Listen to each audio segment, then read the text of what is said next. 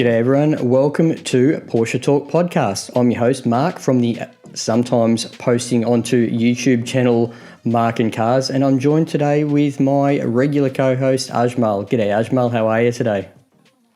I'm good. I'm Flat Cab Driver off the Flat Cab Driver channel, YouTube channel that no one watches. And today I'm super excited because we've got Brock with us of 996 Road Trip fame. And there's tons of stuff that I want to talk to him about. But Mark, I'm going to let you start before I start, and there's just no stopping me then. Welcome, Brock. Thank you for joining us today. Guys, thanks for having me. I'm excited to be part of it, and excited to have this conversation. I'm always having a little P-car talk with people. So yeah, great to hear. Getting ready to do it around the world is terrific. Now, just to confirm, those 8 people that do watch the video version of our podcast, they may be thinking, this isn't Brock. Who's this imposter on here? Why might they be thinking that? Yeah, I cut off all my hair and I shaved my beard. So do you have a job interview? I don't. In fact, I probably should do that now that I actually cleaned up a bit.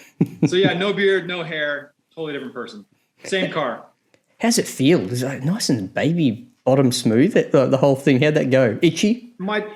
My timing wasn't great. It's winter here, so I've been going to the mountain. I've had 31 days on the local ski hill, and everything down here is very cold, and as you can probably tell, it's a little bit darker than what's going on up here. Well, that'd be from your goggles, wouldn't it? What's that? That'd be from your goggles. Yeah, I got goggle tan. I like it. My wife doesn't like it. I've got no long hair, so my neck's cold all the time. My timing to trim all this, down was not good. Is this like, are you going back to wedding photo material here, or the? It's funny you should bring that up. Not quite, but it will be that way here. Come spring, we're actually going to be doing a revisitation of our elopement road trip. I don't know if you guys know anything about that, but my wife and I eloped coming up on 4 years ago. We did a 3,000-mile, 14-day road trip in a Range Rover Classic, which is very brave. And many unplanned stops in a car like that?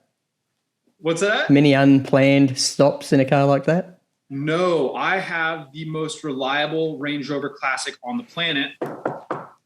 I know. Cross your fingers for that one. It has been an incredible vehicle for me. I absolutely love it. Great here. Because over here, a lot of people drive Range Rovers, but you don't see that many classics. And most of the classics, people have them just stored away in a garage somewhere. Whereas the everyday use, you get them sort of last 20 years, and they're starting to kind of drop off. You don't see many from the noughties. You see the current ones, and every now and again, someone's doing a drop-off at school and the weather's good and they'll take it out the classic.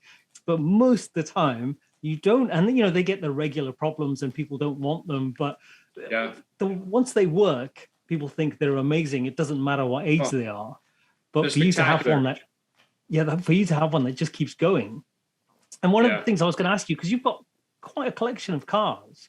And I know that you've got, obviously, you're the one that we're mostly here to talk about is the 996 Carrera 4S. But you've also got in your collection, I believe, a rear-engined, air-cooled, turbo-charged car? No, not anymore. Oh, no. What was it, a Corvair? No more air-cooled cars in my life, which is really, really... Actually, I take that back. There is one air-cooled car still in my life, but no air-cooled Porsches. I regret that a lot. Because you had a Chevy Corvair, didn't you? That's air-cooled, isn't it? And I still have that. Yeah, because that's the one I meant, because that's rear engine. Oh, shoot. Yeah. Okay. I thought, it's I do still have that. I thought you were talking about my 993. No, not that one. Not that one. Okay. Because you've got the Monza Spider, is it? I do, yeah. And that's turbo powered, isn't it? It is, yeah. Which is insane when you think it's what, a 1964? 64. Yeah, 64 Corvair. Turbocharged. It is. Air-cooled rear engine. So cool. Can't imagine how they came up with this idea for a layout. Yeah, I don't know. Strange. The Corvair has a trunk, doesn't it? It has a trunk at the back, and the engine's under it. So the engine doesn't really have a trunk. It's got a frunk like everything else, like a 2-body frunk, and then in the rear of the car. And it's truly rear engine. It's hanging way off the back of the car. Yeah. And you feel it. There's no doubt about it. But instead of having any sort of like cover over the rear, it's actually the spare tire sits right on top of the motor, which not a great design. Most people take those out and just put them in the frunk because there's plenty of room up there too. And it just adds more weight if you have it at the back. It's just that so far out back, isn't it? This beautiful like luxury Cadillac power steering because it's so light in the front. It's just, it's something. And the steering wheel's this big, it's wild. Imagine it at speed, Ajmal, like, at about 80 mile an hour. It'd be pretty floaty in that front end, wouldn't it? No, it's terrifying. I didn't know anything about them until, Mark, you're probably going to laugh at me, but I watched an episode of Wheeler Dealers. And they were in the US, and Mike Brewer went and bought a trashed, abandoned old Corvair, and they fully restored it. And when they're talking about, it wasn't the turbocharged one, but the way they were talking about it, and it looks beautiful. It looks like a proper 60s cruiser. If you think about people going surfing in the 60s in a convertible, you think, when you see that car, that's what you think. And, if you think about the old 70s movies where, teenagers are going down surfing, that's the car that they would be in. But from the way they describe it and how it drives, you just think, that's a death trap. It's a death trap. I've had a couple of them. I got in a head-on collision in one of them and managed to, with no seat belts because they didn't check that option. But survived. It was an option until 1964 up here, or 1965. Sorry. Wow. Ajmal actually has a car with no seatbelts. It does, but they're not installed because they're lap belts, and I'd rather just die. I don't want to be cut in half. So not really that's an interesting thing because my Porsche, I've got a 1966 Porsche 912. Okay. So that's the, looks like a classic 911, but it's got a 1600cc engine in it, and it doesn't have any seatbelts. And I've got the anchor points welded in for 3-point seatbelts. And then I always think that though, because the thing is, if you're wearing the seatbelt and you were to have a big accident, and mine's left-hand drive, so I'm always on the wrong side of the car. So I can't overtake anything, so I can't see past buses or anything. And then you think, if I was to have an accident, wearing the lap belt, I'm not going to die, but I'm going to have serious, life-changing injuries. Do I just want to, go out James Dean style, or do I want to, get seriously injured? And so at the moment, it's got no seatbelts. Yeah, but I totally get that, and it's a car that the Corvair. Mark, I don't know if you know anything about them, but there's a few very beautiful looking cars. There's a few of them here in Perth, where I live in Western Australia. Really? Yeah, that have been imported. We've got some, not a turbo. I'd be interested, Brock. Tell me, what sort of horsepower does that car put out? 180 horsepower. Big numbers for that era. And it's terrifying. It rips. Yeah. Well, especially when that turbo comes on. Nothing like a 60s turbo to get you excited. Lag too. You've got some serious turbo lag in that.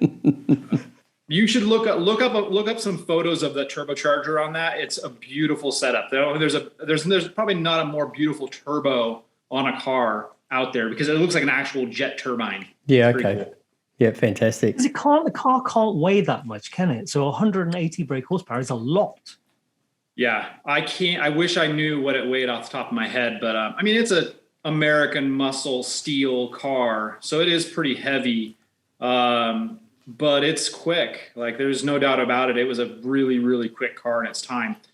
So, little side note on Corvairs, and I don't know if you guys know this, but they made a 2-door coupe, they made the 2-door convertible, obviously, a 4-door sedan, a wagon version, and a ramp side pickup. All Corvair motors. Ramp side pickup. Very cool. Wow. So instead of having a tailgate, it's got a ramp side because the motor was in the back. Oh. See, Mark's interested because, pickups are a big thing in Australia. Well, by the way, Brock, Mark is talking to us from the future because it's Wednesday where he is and it's Tuesday where I am and you are. Yeah, amazing technology. No, I always want to travel in time. I did mention to Ajmal last week before we recorded this. I said, look, if Brock's a nice guy, I'll find out about what the local lotto numbers are for him. I'm on board. Yeah, I thought you might be. Exactly. Because what you need is to spend more money on cars. That's all I need to do. I need more garage space is what I really need. Don't we all? Yeah. Ajmal, do we? I know. Yes, absolutely. See, I've got, local authority planning permission for my garage, but I can't find anybody to build it. Here's the picture, rendition of it. Oh, nice. And the architects even put 3 Porsches there. They even look like 993s. What I could put in, exactly. But before we get on to talk about 996, because Brock, I've got a 1998 996, a Carrera 2. And it's, I bought it completely blind. It's the cheapest one that you could get in the UK. I bought it 3 years ago for £6,500. And it's been my everyday car during that time. And it's been brilliant, but it's crusty as hell. Love it. And because it gets used, and I never wash it.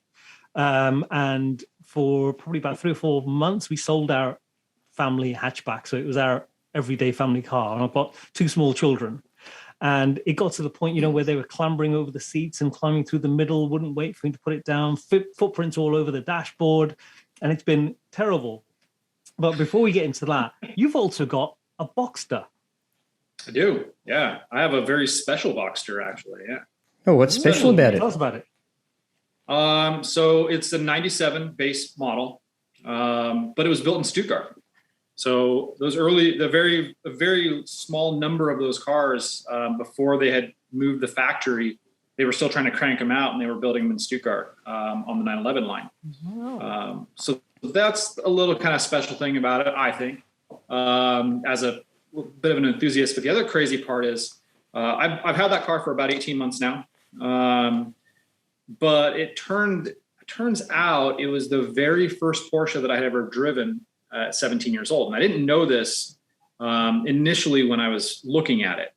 I'm constantly surfing, the classifieds, the online classifieds, Craigslist or whatever it is. And I come across this blue Boxster and I'm like, oh, cool. Savannah beige interior, blue, wonderful, hard top.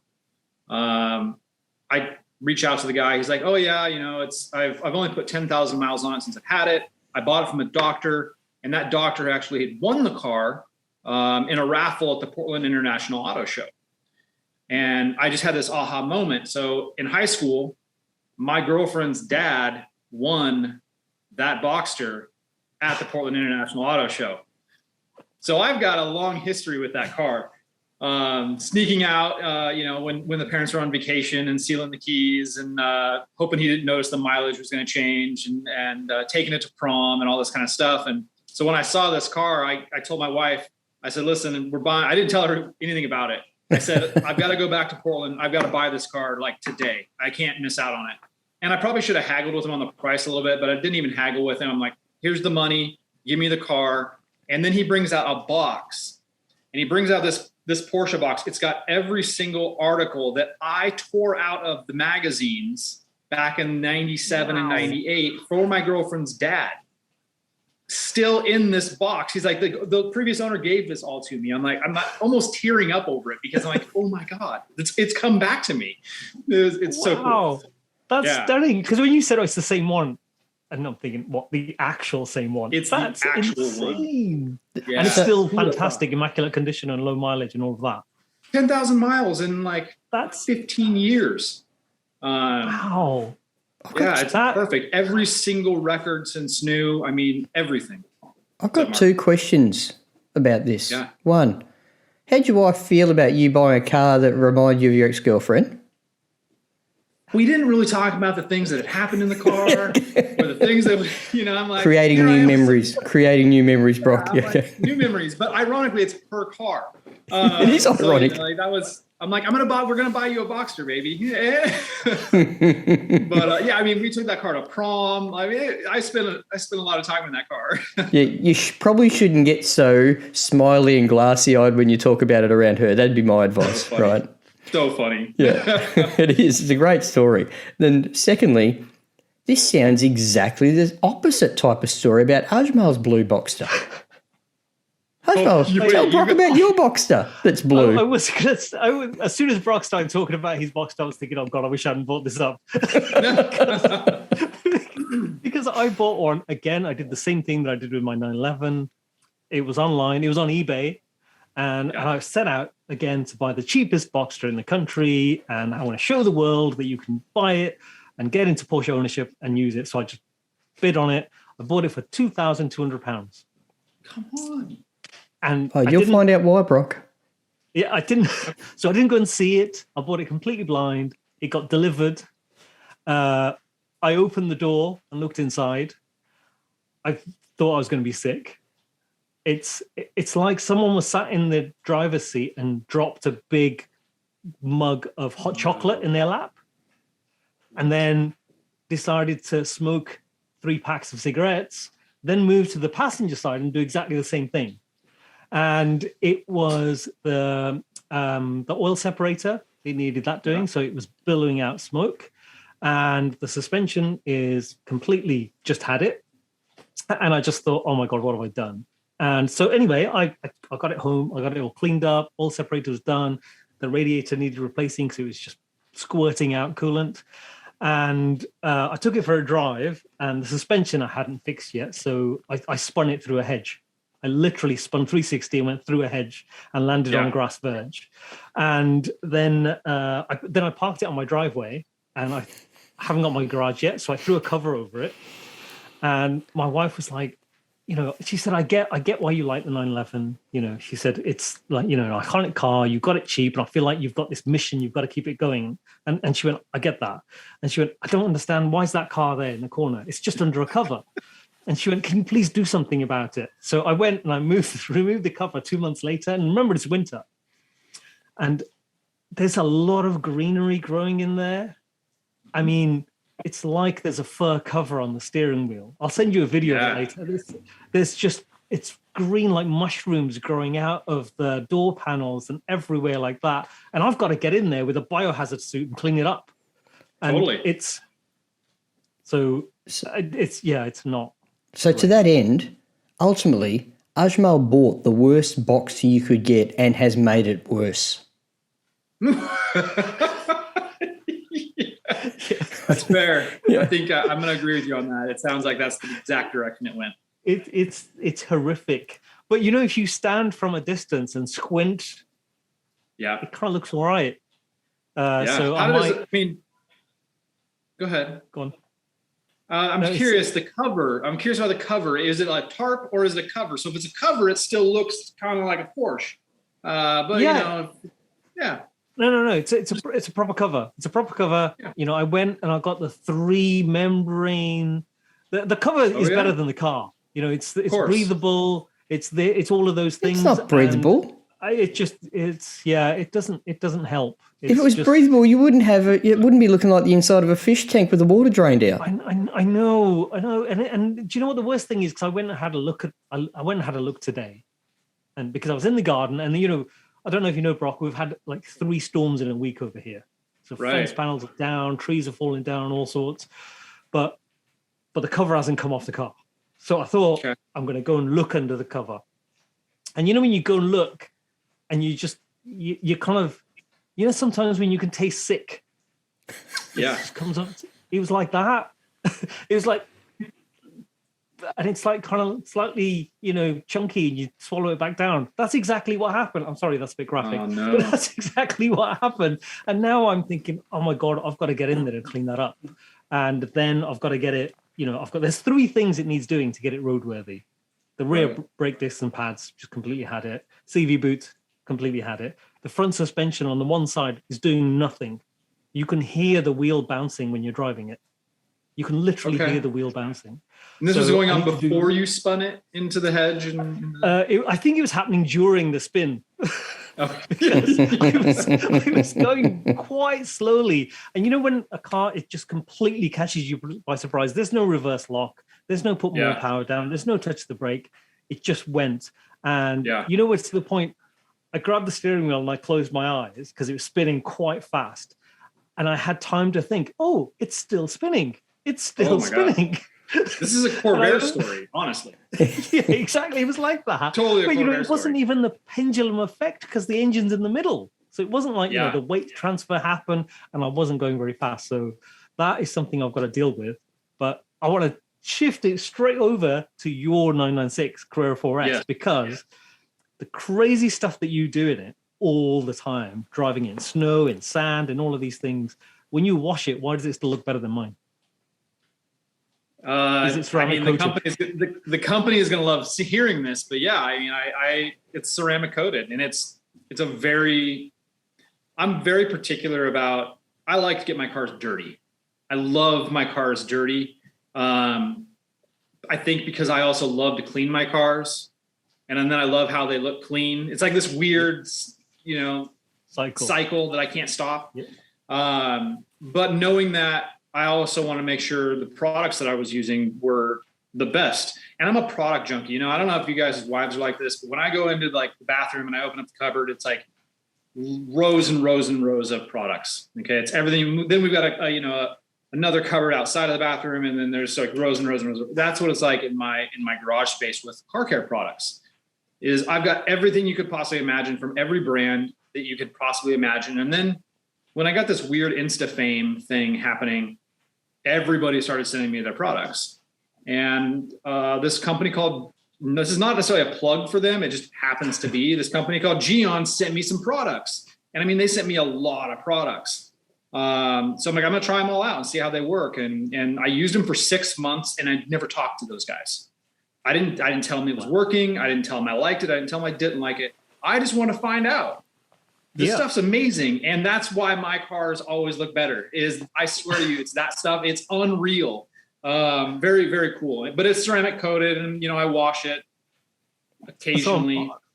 See, this is the problem with mine. So I washed mine last March. Yeah. And in that time, obviously, the roads get salted here. That's the big problem over here. Yeah. And I live in the country, so, it's muddy as hell. And the problem I've got now is because my car is 24 years old, because I don't wash it. But I don't know if it's directly because I don't wash it, but it's starting to rust. Oh, okay. So a little bit of rust has come out, and you can see, when rust, people call it patina, but when rust happens and then it starts to drip down the side of the car. Yes. That's happened on one quarter panel just behind the wheel. Yeah, it's coming from underneath where there's obviously a bit of moisture, a bit of salt trap somewhere, and it's coming through the paint. So I've got to get that cut out and then repainted. Should I walk you guys out and show you mine right now? Let's see it. Yeah, let's see it.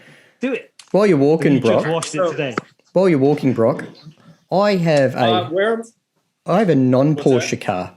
It's a car you can't get in the US called a Toyota GR Yaris. It's a rally car style homologation car. Yes. And when I bought that car, I actually also got sent a range of products from Geon to try out. Really? Yes, and I agree with you. The products are amazing. The quality of the product is incredible. So I'm happy for you to plug Geon because they look after me as well. Yet, ironically, the only person in this conversation that really does need them more than both of us doesn't actually like washing cars. No. So I'm just going to get down here and show you guys. Oh, yep. So it's nice and properly dirty, I think. Oh, you guys still there? There we go. I feel like we're about to see bears or something with where this car's parked. So, it's filthy. Oh, actually, this is terrible podcasting. Okay, everyone, we're looking at Brock's 996, which is a dark green for those that haven't seen it. It's got yellow fog lights on the front, which great job on those fog lights. Plus, it's got a color-coded roof box. It's missing a Porsche crest off the front left turbo twist wheel. He's got. I take the center caps off. Oh, you do? Okay. Yeah. Oh, yeah. Full. Oh, he's in full off-road spec. No center caps. They are expensive to replace. It's a smart-looking car. There you go. That's the tour. And it's lowered, isn't it? Is it lower? And it's lowered, yes. I always thought the car looked low in the photos on Instagram because of how much weight was on the roof. No, it's actually lowered. It sits on H&R Sport Springs. Yeah, I'm a total madman. Wow. So you lowered your car to go off-road. Yeah, I didn't. When I bought this car, my intentions were not to take it off-road at all. They were not my intentions were not to camp with it. So this has all just become kind of a product of chance. If there's ever been a 996 that should have been safari'd, have a safari suspension pack on it, it's yours, yet you went the other way. I did. I have moments of regret occasionally. As your under tray is scraping across rocks? There's not much under tray left. Yeah, okay. I actually, we did some pretty hard snow driving the other day, and we got on the freeway, and I kept hearing the scraping sound. I couldn't figure out what it was. I'm like, I got to pull over. There's no place to pull over because there's walls of snow on both sides of the road. Cool. Finally find a place to pull over, and I get underneath it, and there's like a chunk of my the panel just hanging and flapping and dragging.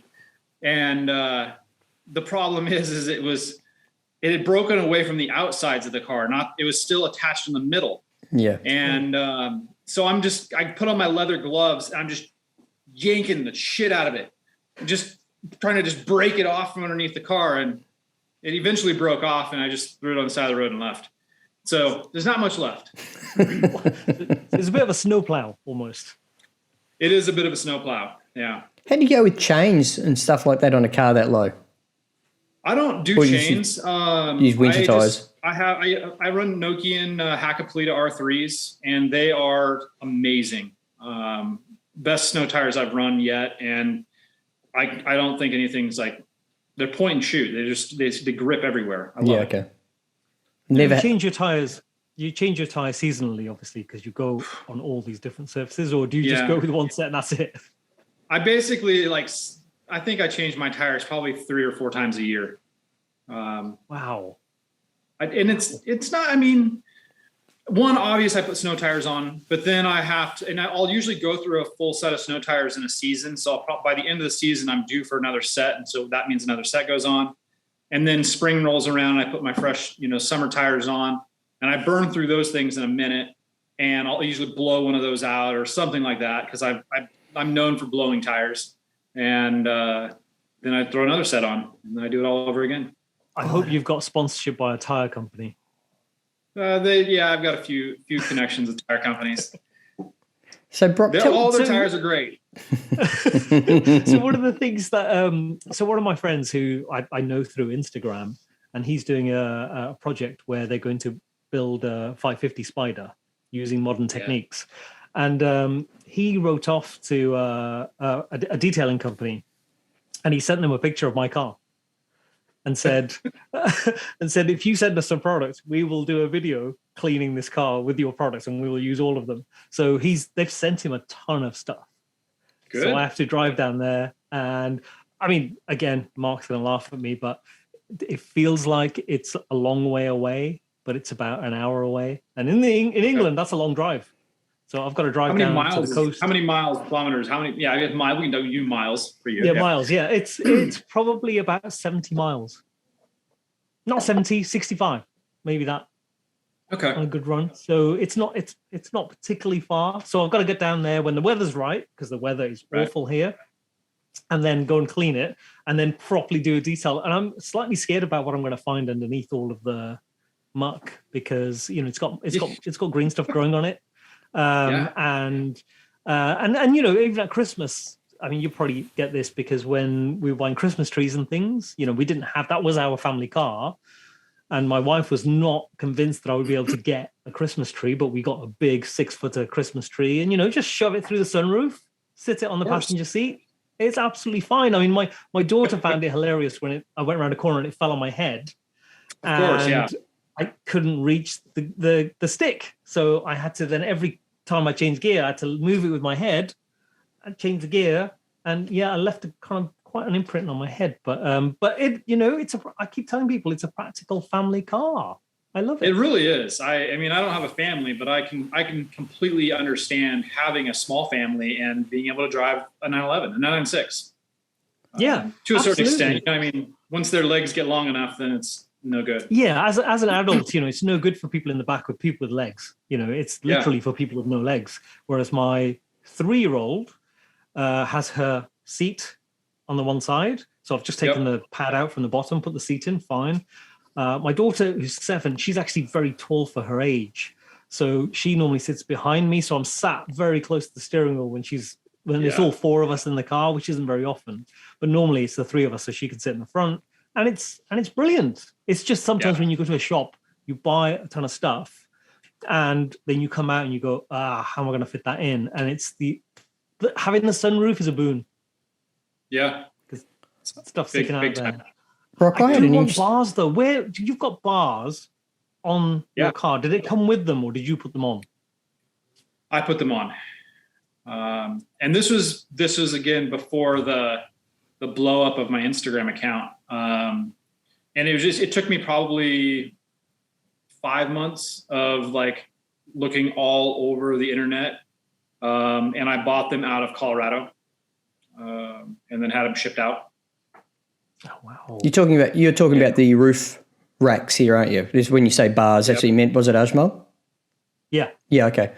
Yesterday I had an interesting coincidence, like, knowing we were going to be talking. Well, when I say yesterday, it's your today, or yesterday for me. I actually got a phone call yesterday.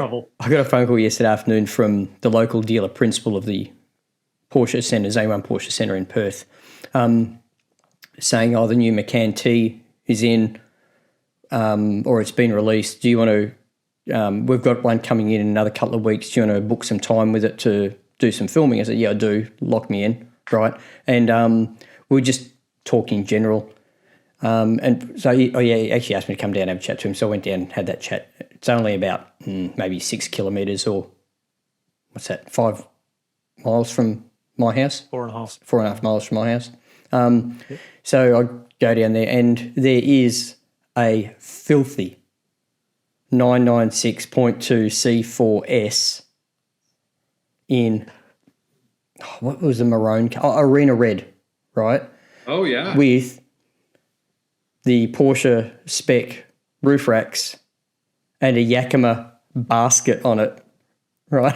Love it. Parked like in the service centre. I thought, I'm talking to Brock later on, early tomorrow morning. What a coincidence. So, yeah, Arena Red, that 993 launch colour.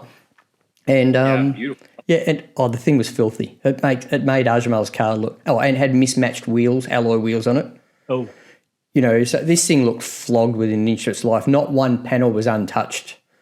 Yeah, from a car park or a dent or, it's just a car that had been driven within an inch of its life. Well used would be the polite way to describe it if you were selling it. I love those cars. I love seeing cars like that, especially when it's a Porsche. Yeah. They parked all the poo in one corner, though, because there was another one parked next to it that was in a black. And, black's a hard colour to keep in good condition as a car in general, right? And this person had clearly given up years ago. Right. Again, a 996. So they just parked all in that one corner of the car park service centre. Anyways, I thought the coincidence of the roof rack and the Yakima basket, like I've seen roof boxes on 911s before, but never a basket, anyway, it was funny. I throw a basket on mine. I like to haul around. I've got a big Yeti cooler I like to throw up there. And then I also have, my wife's in the beer business, which is a very nice thing. So I can fit up. I'd be in trouble. Size. Yeah. Believe me, I'm. Yep. Carb loading. Packed them on. Yeah. Yeah. So, but I can throw a full size, like 15.2 keg on the roof, and let me tell you, that gets some really interesting looks when you're driving around a 911 with a keg on the roof. Especially when the hose is coming out of the roof and going into the driver's. Oh, yeah, right into the driver's side door. That sounds very frat. Well, I get judged by people other Porsche drivers who see me in mine, because I was at the petrol station today, and someone pulled up next to me. And annoyingly, it was another silver Porsche, but it was a 997. It was a Targa. Oh yeah. And he pulled up, and it was shiny as hell, like, shining like the sun. And I'm there in mine. And at first I don't see it because it pulls up behind me. And I think someone's pulled up in a sporty car. I'm filling up. And I turn around and the guy stood there looking at me. And I thought, he's not going to say anything. And he's just looked at me and gone, mate. And then looked at my car, looked at me and just shook his head and walked off. I was like, no. What? And that's not the first time that's happened, because there's not far from me is the Porsche Great Britain headquarters. Yeah. About 5 miles away. And right next door to it is a massive supermarket. And, there's a petrol station there. I've been in there. And where I used to live 6 months ago, there were lots of trees around. So sometimes I'd just leave the car there for sometimes days, weeks. And it just gets covered in bird droppings. And I say droppings, it's kind of like a pterodactyl's had diarrhea over it. It looked like that. And so I thought, God, I need to clean that off. But anyway, I go to the shop, I'm getting petrol, and a guy pulls in with his brand new 992. And he's next to me because he's obviously just come from the dealership. He's filling up. And I can see him looking at me while I'm filling up. I'm trying not to look at him. And I can tell, his eyes are burning into the back of my neck. And so I finish and I go to get in and I open the door and he looks at me and he goes, dude, your car's a disgrace. and I look at it and I want to say, no, fuck you. But I don't. I look at him and I just have a look of resignation on my face and I just get in and drive away. Yeah, I get that a lot. I mean, especially with the way the car looks right now, it is, I don't know if you guys could tell doing the walk around, but it is filthy. But the thing is, like, I love to go to the Porsche dealership and to park right in the front door and then just to stand inside and then just like watch the people walk out and look at it and just like shake their heads or, whatever. And I'll stand out there and I'll make some comment like, that's a disgrace. And people are like, oh yeah, this owner doesn't care about his car, blah, blah, blah. I'm like, if you have any idea how much I care about my car, but I'd never tell them it was mine. And that's I will say that's probably one of the things I enjoy the most about it is the hate that I get. And that sounds backwards, but I love the just drama that comes out of that car and the things that I've done in it. In fact, I just started a TikTok here a little while ago. I figured I'd, jump on and see what the kids are up to. And I just had a video go, you probably couldn't call it viral, but it's got like 200,000 plays or whatever it is over the past like 24 hours. And my favorite thing is it's got like 100 comments on it, 150 comments. And there's a ton of negative comments on there. And I love reading because they're so ignorant, like it just it kind of breaks my hope in humanity that people are so ignorant and so negative. But at the same time, it's like, really? I know what you're driving. Like you have no idea like how great this car is and why it looks the way it looks and how much fun I'm having to get it to look this way. So Brock, I'm all about a dirty. Brock, I commend you on wearing that like a badge of honor. And Ajmal, two things on those two events you just described, right? One, the 997 guy. Say, mate, don't shake your head at me. You've got a Targa. Yeah. That's the first thing, right? The next thing, probably the most undesirable of the 997s. They didn't even make the Targa properly. Yeah. They made a hatchback, for Christ's sake. Yeah. And secondly, the other guy in the 992, mate, you had to buy a new car to get a shiny one. Don't even talk to me about how dirty mine is. Yeah, exactly. Yeah, and either one of those, I could have said to them, I will crash into your car and it won't make any difference to mine. Yeah. It's going to increase the value of mine with that nice paint on it. I don't even know. Exactly. Because one of the things I always got when I first got it new, I got new it to you 3 years ago. Yeah. And so my car has now just clicked over to 157,000 miles. So nice. It's done a lot of miles. And I drive it. I thrash it to within an inch of its life. I redline it like every time I go out in it. And it does. It drives better when you do that. And one of my friends said to me, why do you keep doing that to it? It's an old car. It's going to die. And I always come back with, that's its function. That's what it's made to do. If it's not doing that, it's not happy. And it's not like it's a hatchback that you're driving so within an inch of its license. It's not made to do that. Whereas this car is actually made for that, and it's immense fun when you're doing it.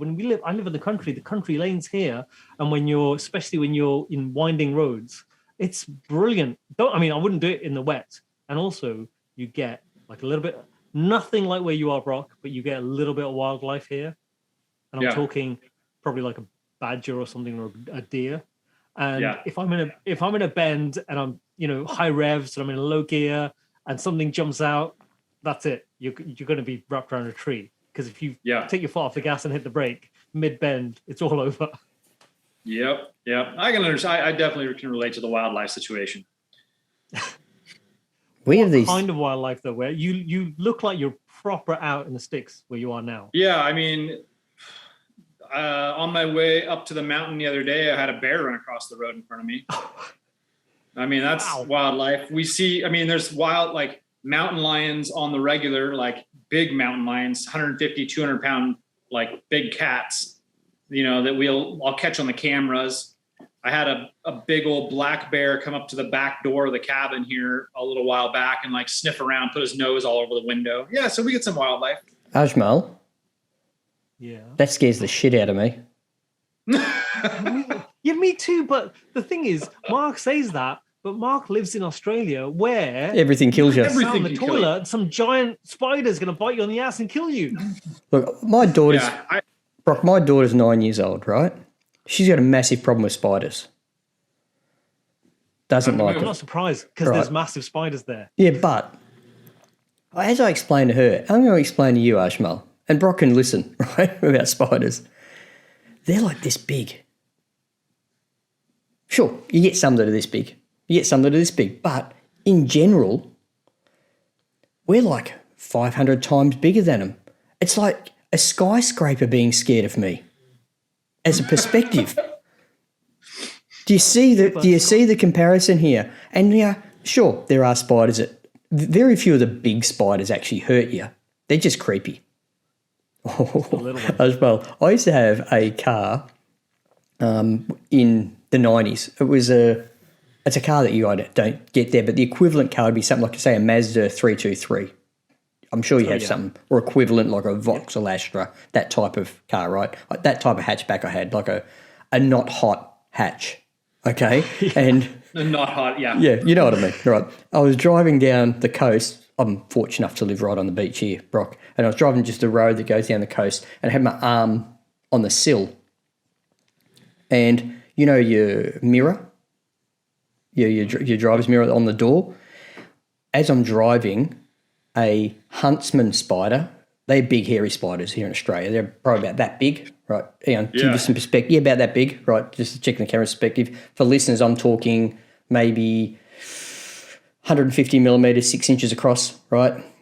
Runs out from behind the mirror inside the housing, runs straight up my arm, up my neck, and up into my hat that I was wearing while I'm driving. Come on, man. I'm deadly serious, right?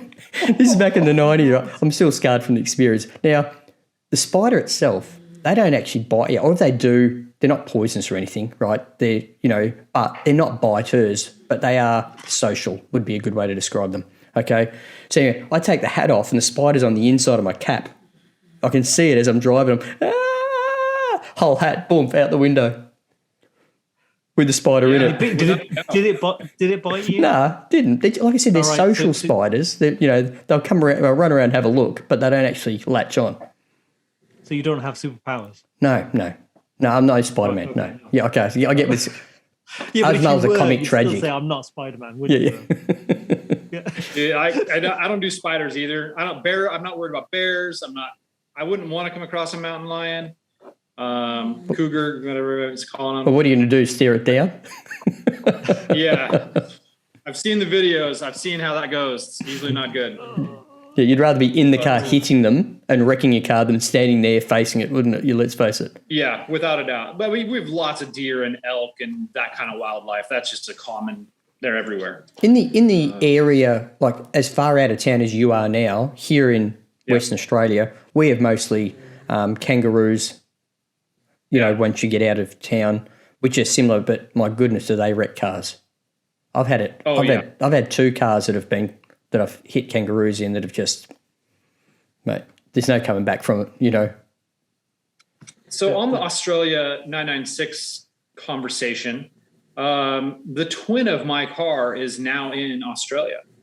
The twin? In fact, a guy named Bill, fingers crossed for tomorrow is his Instagram, is the one who inspired my 996. And I was trying to buy his for the longest time, and I couldn't. He just wasn't willing to sell fast enough. So I ended up finding mine. Yeah. And then he sold his like a month after I bought mine, of course, to a guy in California. Well, this guy found me on Instagram and hit me up, and we got our cars together at this big abandoned airport, a NASA landing strip down in abandoned NASA landing strip down in Southern California. As kind of like a farewell to him, because he was moving to Australia for work. And this has probably been about 2 years ago. So in our cars, his is basalt black. So mine's Atlas gray. But he's got the rally lights in the front, the roof box on the top, the roof basket. Actually, I think he's running a basket on the top, an awning, the whole bit. And he actually raised his car up and was going to put a legit brush guard on it because he was worried about kangaroos over in Australia. Yeah, yep. Oh, look, I get it, but it'd be like hitting, weight-wise, they're probably equivalent hitting a deer.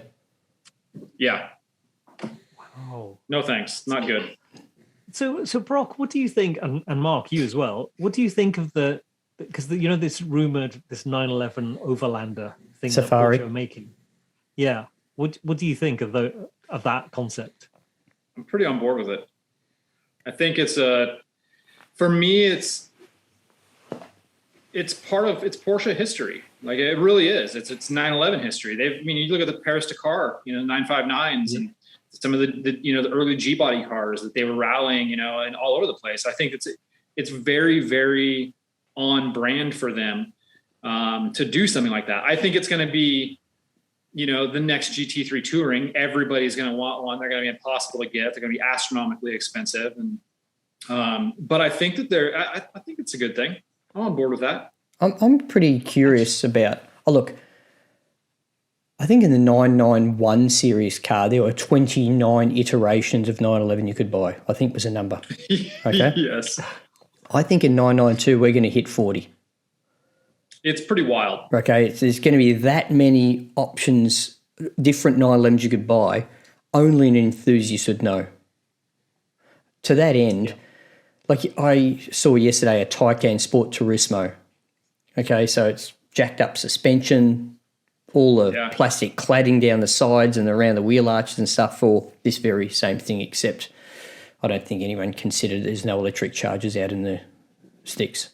But I think the 911 Safari, it's probably going to be as token as that. It's going to be no more off-road capable than, say, an Audi all-road. I don't think it's going to be a proper sports car think you're right.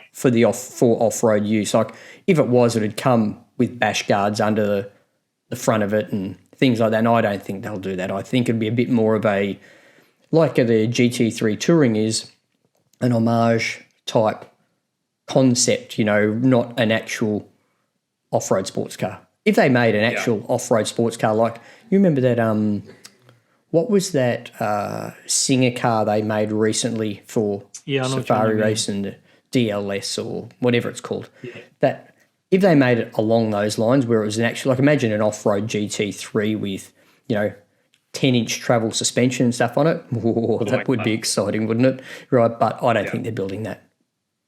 No, I don't think they'll build it either. I think that you're right. It's going to be a bit of an homage to, that history. And I think that's what a lot of the 911 has become. Right, like it's their halo car, and so it can pay homage to all of the history of the brand. Or the other thought process could be, we have particularly in 992, and all the cars are getting so expensive now around the world, right? An aging customer base. That there aren't 25-year-olds going out buying brand new 992s, or if they are, they're very new money, right? So if that's the case, They actually need to jack up these 992s so the older buyers can get in and out of them. Yeah. with the dodgy Good knees. point. Good point. Because, I got in a GT4 yesterday with sport buckets in it.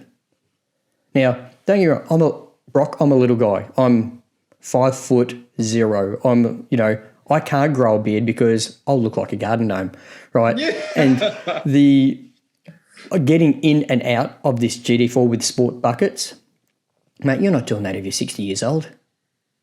No. Yet, Hey, listen, you have to be 60 to afford one. The mountain. It's true. 3 days of the mountain, getting out of my 911 is hard enough. Like, I'm just like, oh, everything hurts. Like, it's just like, yeah. And you look a lot younger than me. So as a result, that's why they're jacking up the 992s, Ajmal, just so people can get in and out of them. Yeah, the geriatric 911s. Yeah. See, I can't fit properly in my Boxster, so I can't really keep it because my knees are all up. So when I'm turning the steering wheel, my hands are hitting my knees, the gear stick's hitting my knees, the steerings, and so I'll have to sell it for that reason. But the thing that we're talking about, this Safari 911, how many do you think are actually going to go off-road? I think they're going to be so rare, so hard to get hold of. I think they're going to sit in a garage somewhere and no one's going to use them. That's not a metric to measure it. How many Range Rover Sports go off-road? Yeah, that's true. That's different though. That's different because they can be used as everyday cars. This Safari won't be able to. I hope that they call me and Lee Keane and some of these other guys and ask us to take the cars out for a good rip, a little marketing thing, because that'll be the first and probably the last time a lot of those get used like that. Yep. I've been pushing Porsche North America to get me a Sport Turismo to go and rip around in the desert and do some of the things that I do in my lowered 911. But they don't have any, so it's not happening. I think you'll get trapped out in the sticks somewhere with no battery charge. It's true. Yeah, it's a little sketch. I did drive a Turbo S, a Taycan Turbo S for a week, and extremely impressed with the charge on those things. Like, wildly impressed. I couldn't believe it. And I drove foot to the floor everywhere I could possibly go. That's what you do when you don't have an electric car and you get in one. That one trick pony event never gets old for the first week, I reckon. But after that, I think you'll be done. Yeah, then you're back to driving normal. Yeah. Yeah. I get it. Oh. But I was getting driving like that. At the end of the day, I could run down, a legitimate 250 miles in charge, like get 250 miles. That's what I would get in my 996 if I was driving it like that. But the 996 would fill up in 11 minutes. So that's the difference. 80, what is it? 85. I can tell we're having an e-car debate here. I think that the other thing is the Taycan charging if you find a rapid charger charging up to 85% in 30 minutes is pretty good. Yeah, gives you some time to scroll through Instagram. That's It's easy to say when you got one of those blue ticks next to your name. That's a whole funny story. Yeah. That's for sure. I look at my Instagram. I look at my Instagram, and it takes 3 minutes. Yeah, no one's looked at anything. Yeah. Hit like on a couple, and then you go, "Oh, the car hasn't charged yet. Oh my god, I'm gonna have to sit here bored out of my mind. What am I gonna do?" Yeah. Brock, are you an influencer? And look, I appreciate not everyone likes the term, but you know what I mean. Is that your job? I don't think it's my job. It's definitely supplemental income. Yep, sure. I would love. I wouldn't want to do it as a job. One of the things that I enjoy about my car and what I do is I don't actually, despite what it might look like, I don't actually share everything that I'm always out doing. Like a lot of times, I'm just it's what I've shared throughout. I've done it once and then I share it throughout the week or something like that. Sure. If I started doing that, and if I started as my job and it was full time, and I'm making six figures from it, then it becomes an obligation. Yep. And then the fun is gone. And then I don't want to do it, and then nobody enjoys what I'm actually doing. So, what do you do for a job? There, right? What do you? So That's a complicated question. Sounds like a complicated answer. Yeah, I'm an entrepreneur. I have done a lot of different things. I've probably got 5 different sources of significant income right now. Oh, good one. But I had helped start a couple of companies. One of those companies had a product that went public, kind of an offshoot. Sure. And that helped set things up a little bit more comfortable. But not to the point where like I'm retired. I mean, my wife still has a normal-esque job and things like that. That's where the beer comes from, I remember. What's that? That's where the beer comes from, I remember. That's where the beer comes from. Nobody ever forgets that. So yeah, I think, we've got some Airbnbs.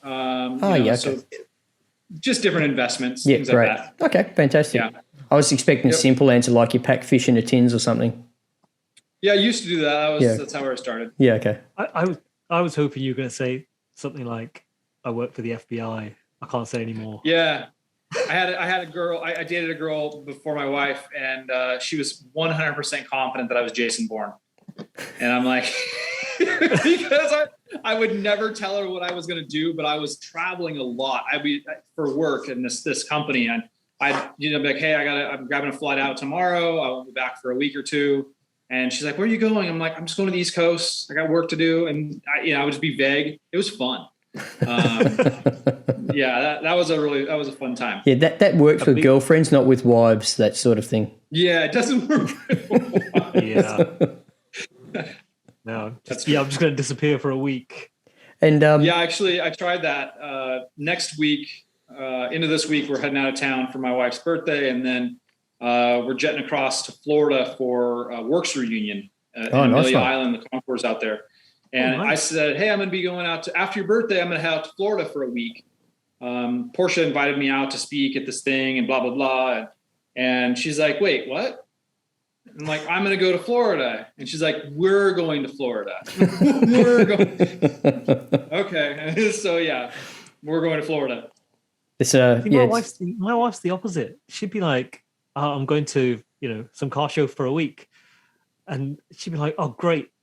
I mean, the thing is, first you'll go, hang on, I'm going to have the children by myself. But, right. She works at really intense. She's quite senior at work. But at the same time, she'll be thinking, I won't have to watch any rubbish car shows in the evening. So that's a good thing. I don't have to drink as much Prosecco. It's peer pressure. I drink Prosecco through peer pressure. And by the way, if any Prosecco companies out there, vineyards, still want to sponsor us, I'm on board with that. I have had no calls this week about it. What about you, Ajmal? No calls. What? I thought would be in Italy by now. Yeah, I don't know what's going on there. Road trip. I can't get out of this. Actually, the whole COVID thing. Not that I want to make the conversation about that, Brock, but we live in a bit of a bubble here in Western Australia. It's almost like another country. Yeah. Perth's the most remote city in the world, right? Yep. Our next closest city to us is actually Singapore. Okay. So not another city in Australia. So to give you an idea of how far away we are from everything. As a result, we've only just in the last 3 weeks had COVID really hit the place. Yeah. So everyone else has been, but we haven't had the state open. People just can't come here. We don't let them. Well, we don't want to say we, the government, right? We're opening up on March the 3rd. But in preparation for that, they've been drip feeding people through. So now COVID, there's a couple of 100 cases a day type thing. Right. But on March the 3rd, it's going to be open slather, and we're going to go through that whole thing that everyone else in the world went through 2 years ago. But we're all triple vaccinated and all that sort of stuff, whether, if you choose to do that. But pretty much socially, the government's forcing everyone to do it because you can't go to hotels or cafes without proof of vaccination, all that sort of stuff, right? But all that aside, the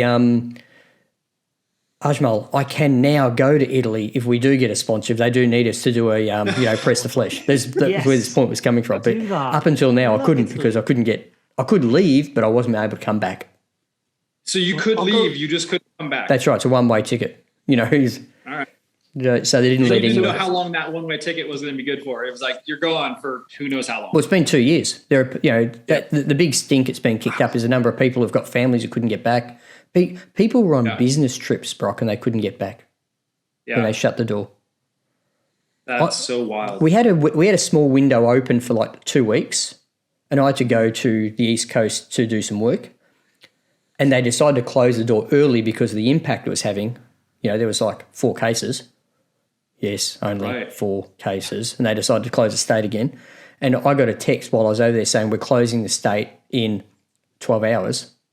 So I had to race the airport. My work colleague who was with me, I had to drive him to another different airport because all the flights just went woof and got booked up to get back. You know what I mean, for everyone.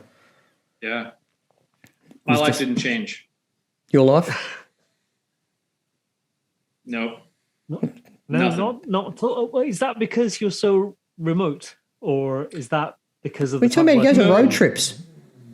Yeah, I mean, I got to go places. Yeah. No, you know, for me, it was I'm already inadvertently social distancing, right? Because I don't do a lot of social things, at least in groups. I like, you know, I keep my friends really close and that's it. But I was still road tripping, and I was still driving around and going to places, and, you know, I could still go to grocery stores, and I could fill a growler of beer somewhere if I wanted to. And then I just go out and do my thing. I did right kind of like peak pandemic, fall of 2020, wildly. Porsche Motorsports and Esquire magazine wanted me to do a road trip down the West Coast. I'm like, okay, you know, like I'll do it, like no big deal.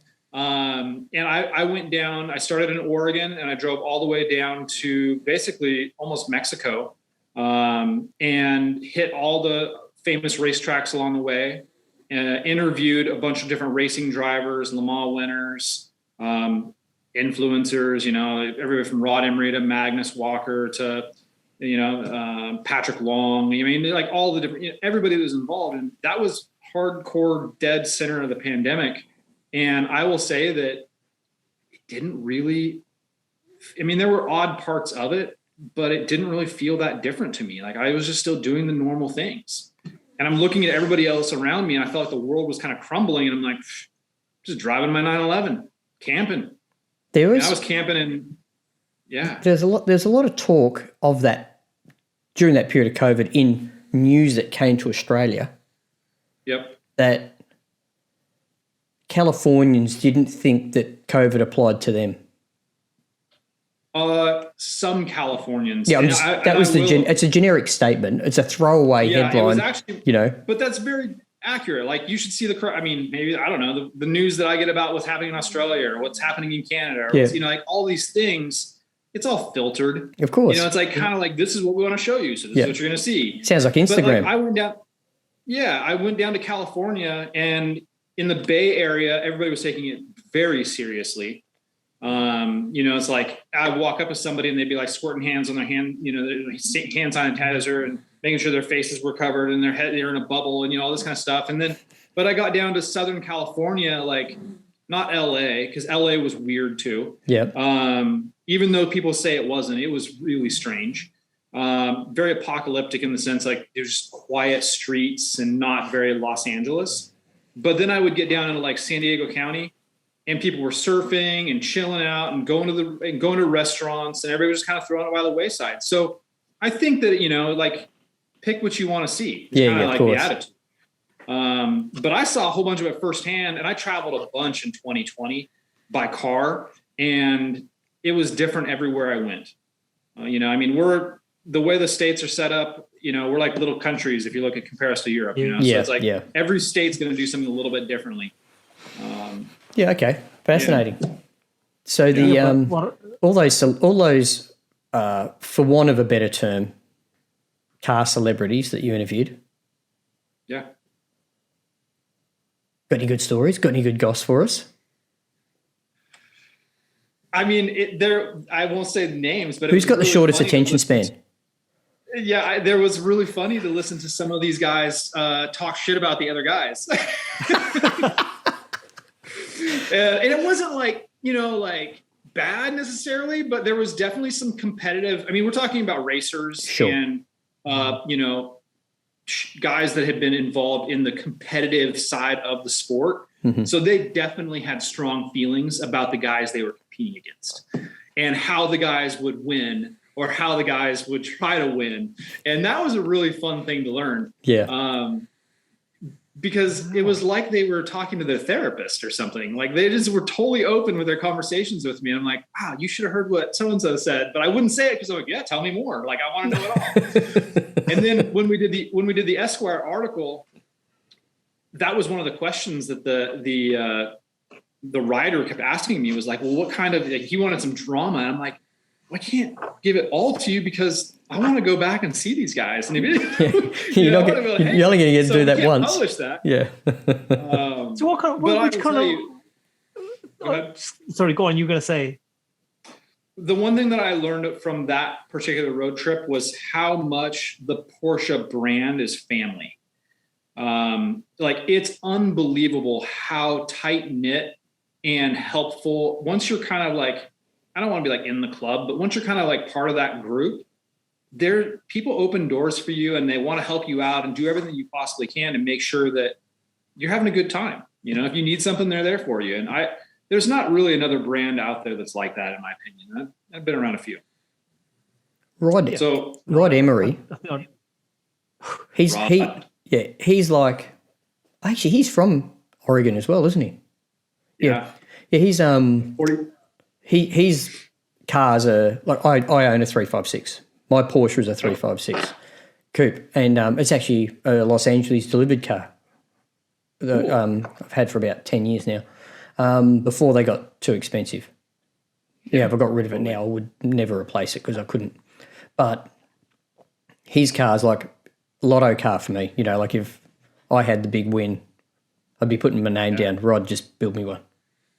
Yeah. Did you go to his workshop? I had that conversation one time with Rod. Like, so Rod's shop in Oregon is about 30 minutes from my house. Yeah. Okay. And I should say his barn is really what it is. Mm-hmm. And so I've known Rod for probably 20 years. And watching him develop and watching his like craft really grow and all of a sudden becoming, you know, a celebrity in his own right, a Porsche, you know, celebrity, has been really interesting. And I love Rod, like one of my favorite people. His cars are incredible though. Have you driven any of his Outlaws? I have. Yeah. I've driven 3 different ones. I've driven a Speedster, an Emery Special, which was the most special one that I've ever driven. And then just one of his early Outlaws. Yeah. Okay. The Emery Special that I drove was built for the owner of the Porsche dealership in Bend, Oregon. And it was built to match his Carrera GT. So it was GT silver with the that brown leather interior. Sure. And it was one of the very first 4-cylinder 911 motors they built. Yep. And with Jeff Gamroff from Roth Sport, who's also like right around the corner from my house. That car is unbelievable. I'm speechless when I drive it. I'm like, just kind of drool a little bit. So I don't know massive amounts about Rod Emery. I know he creates these amazing machines, but obviously that you've got the extreme end is, you know, someone like Singer. They re-engineer something and they create something that I know there's even a debate about, is it still a Porsche? Well, Rod's cars are at a level again above what Singer does to a 911 because of the amount of customization he does to it, whereas Singer...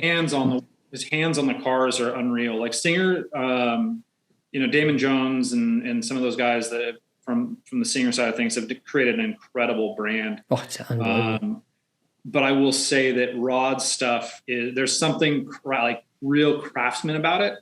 You know, coming from his family history with Valley Customs and the hot rodding of those early years and the Baja Bugs, that they were kind of the first ones to start that. And all the metal shaping that they do in-house, I don't know if there's anything else out there like it. That's really true to the 356 development. Like they're still hand shaping all of the metal. It's unreal.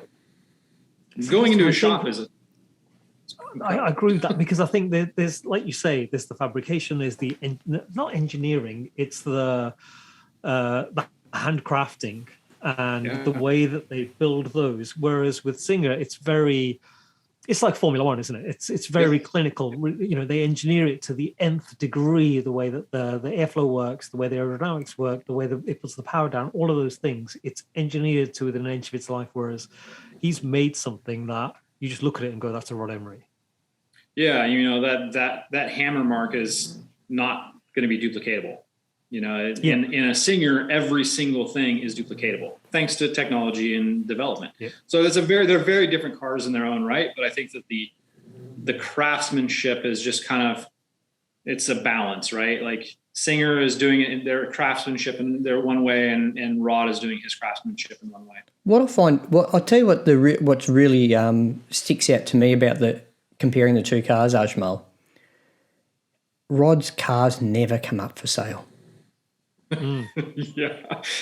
Yeah. Singers occasionally do, but Rod's, I think I've only ever seen like one or two Emery cars ever for sale. Whereas Singers, in any time of the, somewhere, if you want to cut a check big enough, you could probably get hold of a Singer if you wanted one. See, Rod Emery's cars probably change hands, but no one ever knows. Yeah, you might be right about that. Yeah, it's because they very rarely do though. And when they do, they usually go back to Rod's, and then they get customized to the new owner. When I was down there, I mean, he's got a whole bay of cars that are in development. You know, I mean, he's years out. One thing that's wild is I used to have a membership to this. It's no longer in existence. This club called Carrera Club, and it was a social clubs and an automotive storage facility in Bend, Oregon. And since it was in Oregon, and this was early on in Rod's career, there were always probably 5 or 6 Emery cars there.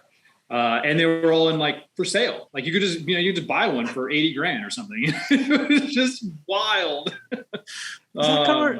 That kind of reminds me of, because I think you've said in an article somewhere, or I've read somewhere, that you've driven or been in a 964 roof. Yep. So my very first, actually my first ride in a 911 was a CTR. Really? But yeah, that was a pretty special moment. my first ride in a Porsche was a 928. My first ride in a 911 was a roof car. Yeah. That's nuts, because I recently saw a video. Vin Wiki, Ed Bullion. And did you see that? Did you see that video that he did of? Because he bought a long time ago. He bought a 96 roof, and he kind of knew what he had, and he bought it for a really crazy low price. But that's what they're going for. He loaned. It's very recent. And he said he bought it for a ton of money back then, which was something like, I think maybe $60,000 or something like that. And he couldn't get it quite right. He said, it was, the steering wasn't quite right. He in the bends it was great on a straight. He said it just wouldn't stay straight. He couldn't get it fixed. And then he sold it for, he made a decent amount of money, something like 60, sell it probably 2 years later or a year later for 85. And then he saw it change hands again, and the very same car I think recently sold for $750,000. Yeah, sounds about right. They're going, oh my God, why did I not sell that car? But the thing is, he is who he is because of that car, because of that little bit of money. Well, not a little bit of money, the 50%, whatever he made on it, that kind of set him up to do what he's doing now, and all the stuff that he's done, websites and whatnot. So I think it's amazing. The Porsche. Those cars, these amazing how these cars lead to so many opportunities in different ways. That's for sure. I don't, just going back a little bit, Mark. Yes. Everybody knows Magnus apart from us. What's going on? He's from England. He's from up the road in Sheffield. Ajmal has a bromance going on here. I know. Don't get me wrong. Although I've got a problem, because he put on Instagram that he ate chips, which you guys say fries, but they had the skin on. You don't get that in Sheffield. That's just, the man's changed. I'd say that to him. You've changed, man.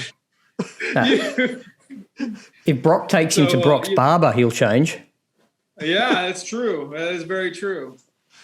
Oh man. Actually, when we were down there hanging out, that was Magnus, like, 'cause I had a serious beard when I was down there with him, he's like, you know, beardos and weirdos. That was his phrase for us. We have a saying here. He's a good guy. Brock, we have a saying here that if your dad doesn't have a beard, you've got two mums. That's terrific. Think about that for a second. Yeah, I can't. I'm going to say something politically incorrect now. Is that allowed? Yeah, of course. It's our podcast. See, I grow a beard, and I'm an Asian man. I can't then go to airports. No. And where I used to... Oh, the passport name really tops it off too. Well, yeah, exactly. But 5 years ago, I had a job where I had to do, work with the government, and I had to go through this security clearance. Not 5 years ago, it's much longer, maybe 10 years ago. And you have to give, where you lived for the last 10 years, all your addresses and things like that, and anyone you lived with, where their addresses are. And so, I had a bit of a kind of crazy breakup with somebody. And I thought, how am I supposed to find out where she lives without phoning her? So I had to do that. And then my clearance didn't come through. And every January, I grow a beard. Every January, I don't shave for a month. I have a big fat beard. And I'm at work. And I say to the guy next to me, God, this security clearance is taking a while to come through. And he turns to me and he goes, no, mine came through a month ago. So I have to phone the head of security who reports into the MOD, the Ministry of Defense, and the government. Yeah. I phone him and he goes, yeah, we need to speak to you because of your heritage and things like that. Can you come over and see me now? And I'm like, oh my God, I've got a full beard. He's going to think I'm some radical, nut. So the guy I get up and the guy next to me says, where are you going? And I'm like, I think I'm about to be waterboarded. And you guys do that there? I thought we only did that here. I didn't know that was the thing. Well, I thought, we don't talk about it, but we probably do it. Exactly. But the thing is, have I told this story before, Mark, about when I went to New York? No. So I've been to the US just once. Okay. And it's in 2012. So the times of, Barack Obama, when the world was different. And I wasn't sure that I wanted to go. And my wife said to me, why she'd been, her friend, had a play over there on off Broadway. And she went, I want to go and see her. And the main reason I didn't want to go was I don't look good in orange and I don't look good in chains. And so anyway, she just books the ticket. So we go. So we get to Heathrow Airport and I can't check in online. So I have to go and do this. And they ask me a bunch of questions. And then I go through security and then they don't let me on the plane because they want to search me again. And then I get on the plane. It doesn't help that on the plane because they give you free drinks. So I was a British Airways. So I'm drunk by the time I get over there, a little bit hungover. And I get out and then I go, I'm queuing and, they take my fingerprints and I scan, I'm fine. And then the guy just looks at me and everyone at airport security has a big mustache. Yeah. I mean, not the women that I didn't notice, but he turns to me and he says, you're going to have to go and speak to somebody. And I'm like, what do you mean? And he goes, the computer says you need to go and speak to somebody. So I went, okay, fine. So, and it's like, to JFK, we arrive at like 8 a.m. There's no one else there apart from our flight. So I'm walking down this corridor. I think I'm an Asian man walking around the airport, like looking for this room that this guy sent me down. So I'm walking. So I try all the doors and I get through the last door. And the 80s style cop shows where someone walks into the police station and there's a sergeant on a high desk. And it's like that. There's like seats everywhere. There's no one in there. And there's 3 guys in uniform.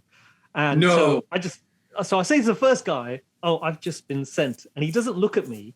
He just sticks his arm out and he goes, passport. Like he's looking down. And he's wearing a black uniform.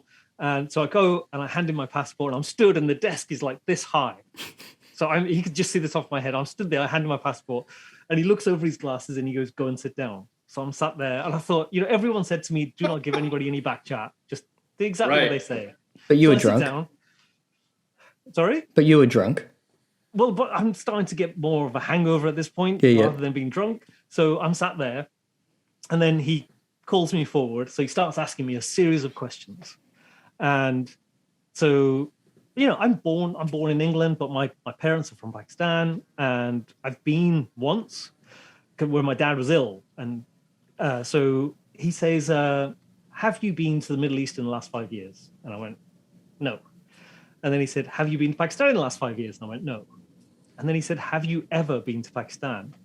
And do you know when the realization hits you of something that you'd never thought about before? I thought, well, yeah, I have, because I went to see my dad when he was really ill, and I was there for like 3 days. And then suddenly my face starts to go, I can feel the heat in my face. Because I went a month before 9/11. A month before 9/11, I was in Pakistan. Oh my gosh.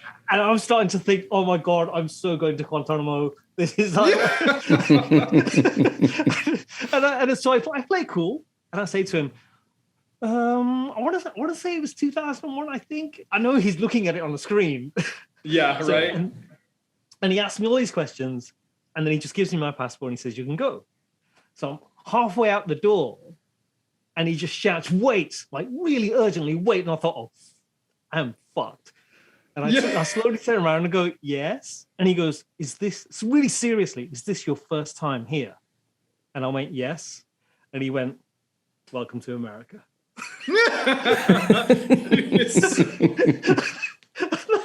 That is brutal. And I almost wanted to go, oh God, I can breathe.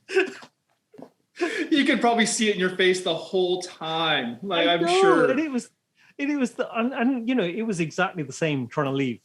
It's the same. I couldn't check it online. I had to go through the body scanner. Oh, God. Fine. But by this point, well, yeah, kind of like that, because I have to, empty my pockets, no shoes, no belt, all my stuff's gone through the scanner, and I'm stood there, and there's a lady in uniform saying, just wait there. And there's a load of people coming through, and, sometimes you get shoved out of the way. And she's shouting at me, no, I told you to stand there. And I'm like, what? I keep getting shoved out of the way. There's like a ton of people coming through. And anyway, some guy comes out, and he's got a big mustache, and he starts putting on the blue gloves. And he goes, would you like to go to a private room? And I went, no, whatever you're going to do, just do it right here. Just do it right here. I need witnesses. So he says, I'm going to have to pad you down, and I'm going to touch your genitals. And I went, touch away, do what you got to do, just get it done. Right. Just cut them gently. This is so accurate, because when I went down to buy my Range Rover, I flew out and flew down to San Diego. And I'd packed all my tools and all my stuff in a bag. And, this was like 3 years ago, 4 years ago, maybe coming up on maybe 5, somewhere in there. And I'm throwing all my tools, everything I can do to fix, all extra parts, belts, water pump, thermostat, the whole bit in my backpack. And this is my backpack that I usually go out camping with. I throw it in the 911, whatever. And I thought that I had checked it all. I had taken my piece out, my pipe out. I've taken, I'm good to go. And I go through the airport and I'm putting everything through there. And I have all these, these mini like fairy lights, like little string lights. Oh yeah. And they're all wrapped up, in like little battery packs. Yep. I'm like, looks like a bomb, it looks like, that's what I'm thinking. This is probably what it looks like going through the scanner. It's like a whole bunch of wires and batteries. Like, that's not good. So I go through TSA and they're like, sir, we need you to step out of the line. I'm like, okay. And I'm standing there and they got my bag and he's like, is there anything in this bag that we need to know about? I'm like, I don't know. I've got a battery pack with a whole bunch of lights attached to it. Is that like causing you guys? He's like, nope, that's not it. And I'm like, I don't know what it is. I had no idea. He's like, please stand back, sir. And so I step a couple line, like behind this little line. He reaches in and he pulls out my hunting knife. We're talking, you guys, it's got like an 8-inch blade on it. Yeah. It was a Navy SEAL knife. So it's not like just a hunting knife. It's like matte black carbon handle. It's a knife, it's Crocodile Dundee knife, it's ridiculous. And I'm like, oh my God, like so embarrassing. And he's like, well, you can either take it right now and go and mail it back. And I will, I'd like to do that. And then he's like, no, actually it's too big to fit in the mailer. So it's not going to work. We're just going to have to keep it. And I'm like, son of a bitch. Like, I had this knife forever. I love this knife, but but they let me get on the plane. They're like, all right, see you later. Dude, if that would have happened to you, you would have been done. Oh for. yeah. Oh yeah, my God, yeah, absolutely. Because even then when that, so, I got searched and then I take ages because it's the third time I've been in the airport on my way out. Then I've had to take my belt off, my coat off, put everything through a scanner. So I put everything back on and I'm into the, where the shops are and the restaurants and the coffee shops. And I walk into the first shop and I just grab a magazine and I'm flicking through it. And my wife comes to find me and she goes, that's your name they're calling over the tannoy. And, and I went, what have they said? I wasn't listening. And she went, you have to report to the security desk. So, so I go to the security desk, and there's just a mark on my boarding pass. Yeah. And I don't know what it is. The guy just squiggled on it, the previous guy. So he's looking at it. He has to look through it. He says, "Okay, have you got your passport?" Yes, I have. He looks at it, and he hands it all back to me again. I'm at a desk where just my head's at the top. He hands it back to me, and I'm just stood there. And he goes, "You can go." And I just said to him, "Oh, so you're not upgrading me then?" And he just went, "No, you're free to go." It's like, no sense of humor. Come on. Exactly. It's just, it's the same thing again. I got drunk on the way on the flight. Of course. Like you should. Yeah. Drink. But the worst thing is I got in and I handed over my passport into, border control in the UK. And the guy is looking at my passport. He's looking at me. And then, they do a scanner of your face and everything because it's like a digital passport. And he says to me, "Where have you been?" I'm so drunk, I can't get the words out. And my wife stood behind me going, "New York, you've been to New York." I would definitely travel with you. You sound like a real fun person to travel with. Like, that sounds good to me. Hey, Ajmal, I'm going to tell you the difference between you and I, and and how much difference it actually is, sadly, culturally and politically, right? Yep. I am an ex-serviceman. You probably didn't know this about me, right? And went to some interesting places in the late 80s, early 90s during that service period to do some various tasks. And I think it would have been, it was actually in 01, just prior to 9/11, not just after, thankfully, right? I got pulled off a plane in Hong Kong heading to Europe, right? Because I had my bicycle. I do some cycling, Brock, in the past. And anyway, had my bicycle with me, and in there was a box of CO2 canisters that we use instead of pumps, and they're all lined up in a box looking like a magazine in the X-ray, obviously. Anyway, they pull me off the plane, take me to the end of the runway, open up the box, and then everything comes out. They've got the computer there. They're looking me up on that stuff. They said, "Can you name every country you've ever visited?" I said, "No." Oh, God.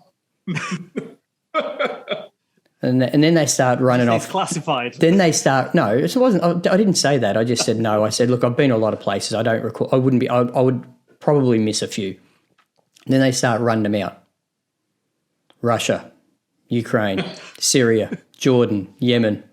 Yemen is a red flag country if you ever travel and you get pulled off a plane. I can tell you right now, right? And they're going.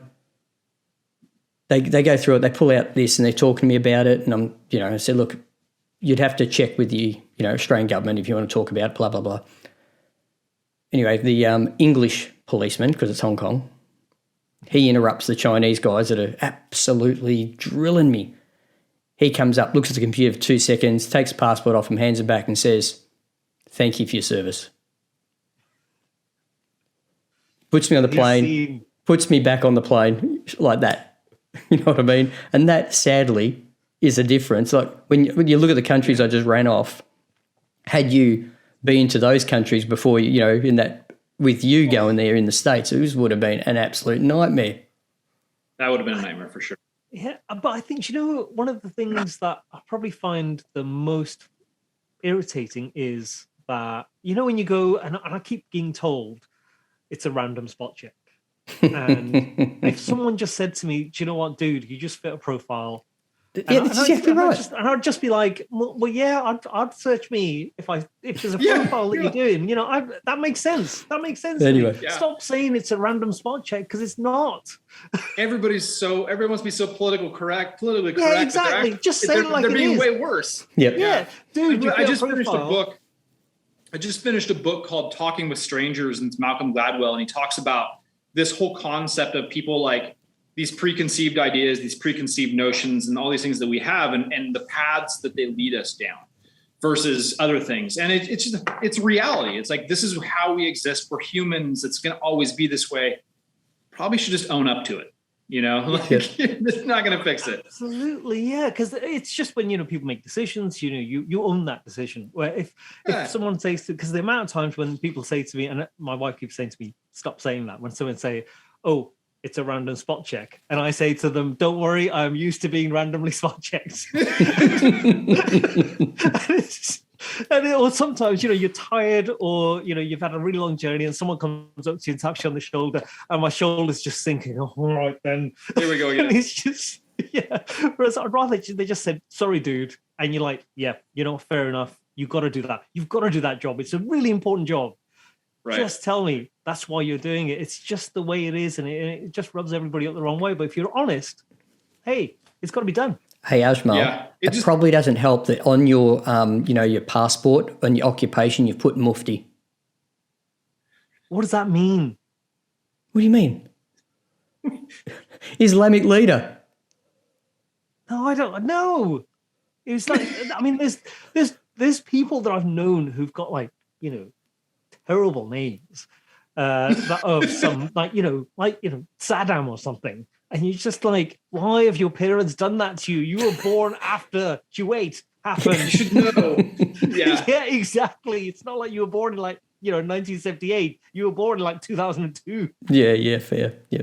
Hey, boys. Hey, you guys, I think on a lighter note, this is very applicable to Porsche ownership, right? Yeah, let's hear this. This is good. How much do you get judged? I mean, unless you're driving a filthy Porsche, Ajmal, you've got that going on, and I've got that going on. But I mean, when I show up to places or go to a gas station or things like that, there's this instant judgment, oh, you drive a Porsche. And, you have this, or you must be wealthy or something ridiculous. I'm like, I drive the cheapest Porsche you can buy, and it's believe me, it's cheaper than a Toyota Camry. It's just, but there's this. Again, it's just these preconceived ideas of what we have going on in society and who we are and what we drive and what we look like. And I just think it's ridiculous. Brock, to that end, on that topic, as I drive a 356, right? Yeah. It doesn't suffer from it. No. Because of its age and the fact that I think it's still on the road, right? It's just it's appreciated rather than judged. Oh, yep. Brock's dropped off. Oh, you're back. Guys, I'll be back. Hang on. I got to plug in here. Okay. Okay, yeah, so the 356 is just like man, woman, child, grandparent. It's a knowing, appreciative nod. It's never a look at that tool, which is a block, because let's face it, dentists and accountants didn't buy 356s. Yeah, true. Whereas you guys are in the sweet spot of people just not knowing how cheap they are. Yeah, with your model. Exactly what it is. Exactly, because it's the people group from the 996 onwards. They group them all together, and that's a 911. Someone's driving that 911, and one of my friends said to me, "Oh, look at you! Oh, I'm just going to go and get my 911." Now he drives a Tesla. He drives a Tesla, and I said, "Your car is literally worth 10 times more than mine.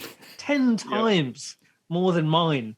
And he said, "Oh, but look how eco-friendly I am." And I went, you do. And I went, you do know the amount of carbon emissions that have come out into the atmosphere in the production of your car. My car has emitted less in its 157,000 miles. And he went, yeah, that's not true. And I went, no, it is. You can go look it up. It's actually true. Yeah. I saw a terrific meme the other day, and it showed these lithium ion mines, and they were just destroying the earth. And then they showed up a pipeline, and it was covered in green grass, and it was going on for miles and miles. Yeah, and this is the difference, right? Whatever, right? It's just another one of those things. Yeah, it's crazy. Hey, Exactly. boys, it is nearly time for me to start work today. So Holy cow. I am going to have to wrap up this podcast. It's been a great experience talking and meeting you, Brock. We haven't actually spoken a lot about Porsche, but it's been great hearing about your experiences. And in all honesty, we're probably going to have to get you on again to finish this conversation. Because I don't know I'm happy to do a part 2. Yep, we should do part it. 2 sounds good. Let's lock it in for a couple of weeks. Ajmal's going to be in touch. We will do part 2 of this podcast. Is that good with you, Ajmal? Yeah, absolutely. So any listeners out there who have enjoyed it, please leave us an iTunes review. I'm pretty sure we haven't decided who gets our giveaway from our last podcast yet, the Timex watch that was provided by Timex USA. So leave an iTunes review and DM Ajmal or I on Instagram. And if you haven't already, follow Brock. But it looks like I actually had a look at Brock's Instagram account. He actually has every man, woman and child on earth as a follower. Yeah. So Ajmal and I need more help on our accounts just so we get that nice little blue tick that Brock seems to have. Okay, but we're going to talk about that in the next podcast. Thanks, everyone, for listening today. Thank you, Ajmal. Thank you, Brock. Thank you.